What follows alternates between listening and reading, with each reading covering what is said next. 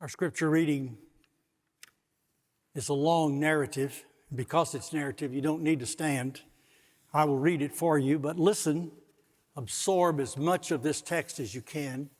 We're only going to look at a couple of features in it. But this is Matthew's account, and each of the four Gospels have a complete account of the trial of Christ. And that's what we're going to look at today. This is the trial of the King, Christ's trial before his crucifixion. Hear now the word of the Lord. Then those who had seized Jesus led him to Caiaphas the high priest, where the scribes and the elders had gathered. And Peter was following him at a distance, as far as the courtyard of the high priest. And going inside, he sat with the guards to see the end. Now the chief priest and the whole council were seeking false testimony against Jesus that they might put him to death. But they found none, though many witnesses came forward. At last, two came forward and said, "This man said, I'm able to destroy the temple of God and to rebuild it in 3 days. And the high priest stood up and said, have you no answer to make? What is it that these men testify against you? But Jesus remained silent. And the high priest said to him, I adjure you by the living God, tell us if you are the Christ, the Son of God. Jesus said to him, you have said so.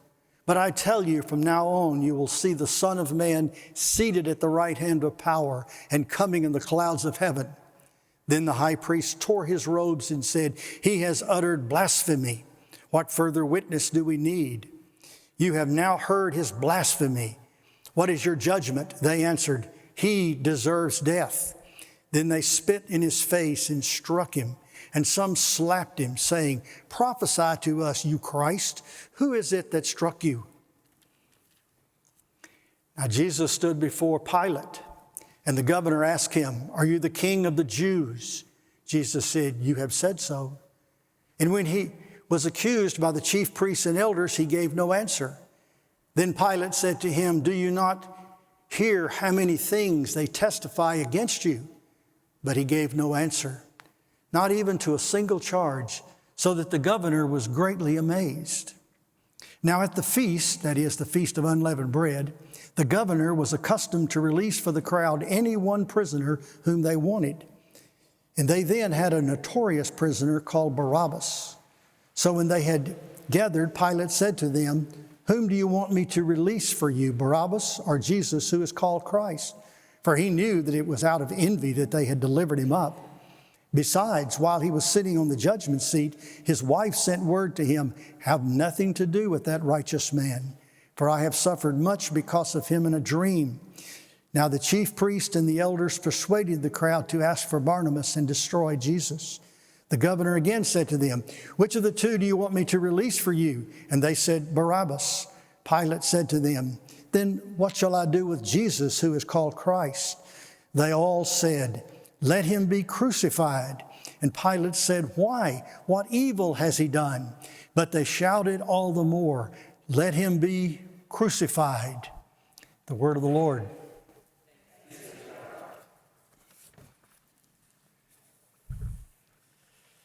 This is the trial of the King.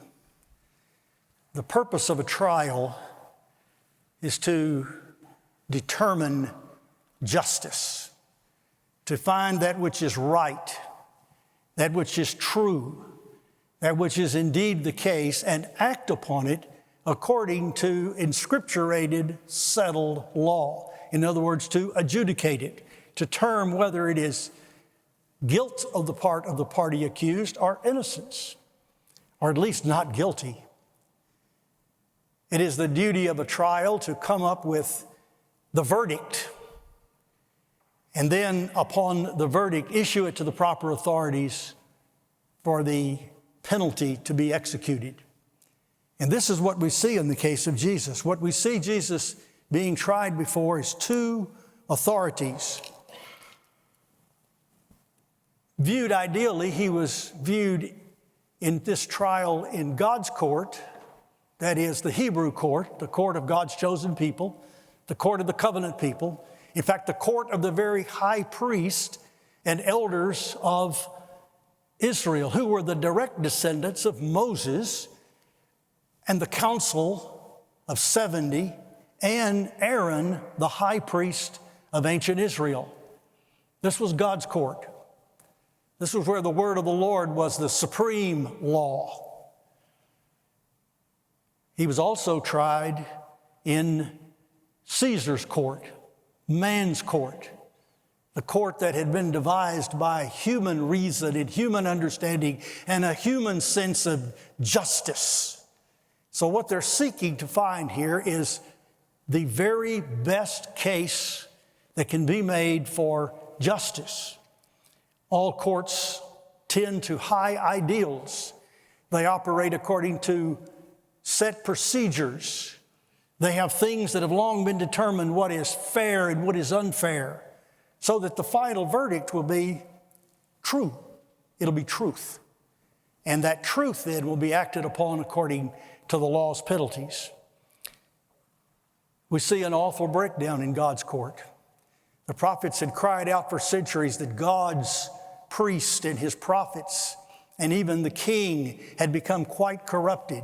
If you follow the course of Jesus' trial, I'll try to sketch this out for you a little bit because it's kind of difficult. If you put all the four Gospels together and work with a really good scholar like Alfred Edersheim, who worked this out over a century and a half ago, you can see the flow of the trial. There's still some places where certain events seem to happen before others, and it's difficult sometimes to harmonize it completely, but all the material is there.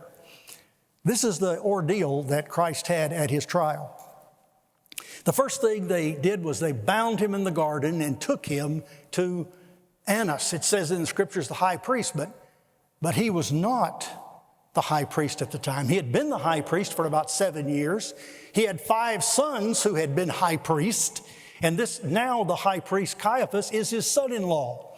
But do you know who Annas really was the godfather of Judea, especially the godfather of Jerusalem. He lived in a massive mansion up on the hill right next to the temple complex.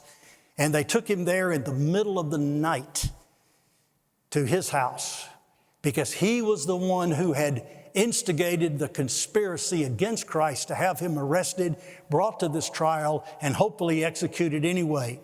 Annas got a large percentage of the money that was made in the temple markets. You remember what Jesus had just done to the temple markets a couple of days earlier. He's now standing before this fella who really technically has no religious authority, but he has all of the political authority and he has the muscle. And as he stands before them, this is really probably where the real trial of Jesus took place, because it was here they put all their witnesses together. They tried to find good witnesses. They worked the case up. They worked in the middle of the night, which was illegal, and waiting for the crack of dawn for that old rooster to crow. And when he crowed, they were going to then open the assembly, which was the official assembly. And the next place they took him then down was to the Sanhedrin Hall, which was next to the house of Caiaphas, the actual high priest at that time. And before him there, they put together the official trial. And they came and said, "What is your verdict?" The verdict is guilty. What is your sentence? The sentence is death. What was the issue? There was one question at issue in the Jewish law court of the Sanhedrin. Are you the Christ, the Son of God? And Jesus claimed to be the Son of God. He did things that were the prerogative of God himself. He claimed to be God. In fact, he claimed to be God right there in the hearing.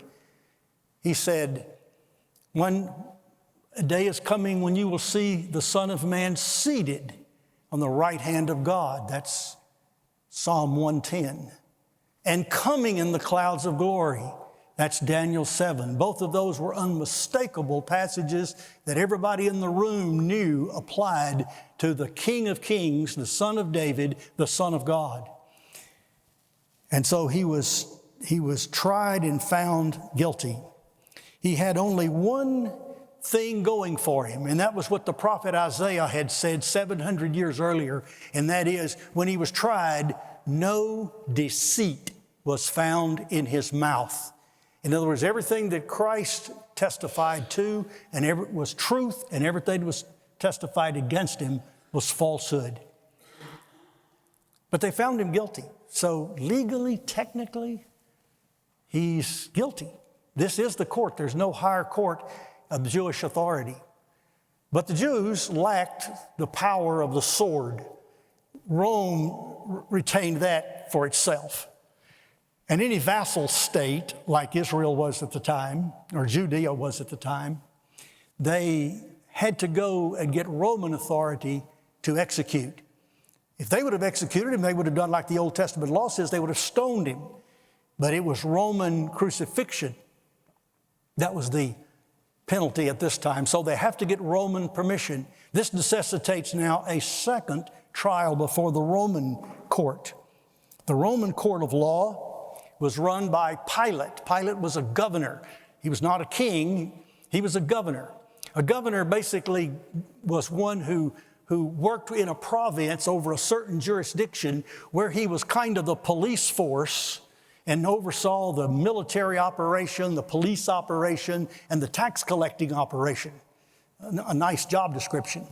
He had this particular authority, and Pilate was very, very concerned that things be handled well in his court. The main thing he had on his job description was he had to keep the peace of Rome, the great Pax Romana. He had to make sure there's no riots, make sure there's no sedition, make sure there's no uprising, make sure everything is smooth. And in the ideal situation, Caesar would never hear what's going on. Everything would be peace and quiet in that area. So that was his concern, and so the charge they brought against Jesus before Pilate was not a charge that said he was a blasphemer, that he had blasphemed the name of God by claiming to be God, but they brought the charge of sedition. And they finally brought Pilate into it to the extent that he said he couldn't even make a judgment because they were going to implicate him in Jesus' crimes. If you let him go, if you let Jesus go, you're no friend of Caesar. So the issue in Pilate's court, which involved, by the way, the Jews were so religious they wouldn't even go into the Gentile Roman court. They stayed out on the outside. And if you read the text carefully, Pilate had to come and go. He went out there when they called him. He took Jesus in for a private interview, and a lot of the conversation we don't have time for this afternoon, but it's there about Jesus and Pilate's conversation. Pilate was a brilliant man, and as he heard this, he realized that there was no guilt in this person. Pilate knew what a seditionist looked like. He had seen rebels. He knew what somebody whose job was to overthrow the government of Rome. He knew what they looked like, and Jesus didn't look like that at all. Barabbas did. Barabbas had actually done that and been convicted, and the cross was already waiting for Barabbas, along with two malefactors. So back and forth this trial goes, and the key question here is, are you a king? And Jesus, of course, said, you say I am. But he explained to Pilate about his kingdom. It's not of this world. It's a kingdom that is not military and other things. And Pilate could see right away that Jesus was not guilty of any kind of sedition, in any shade of sedition and rebellion.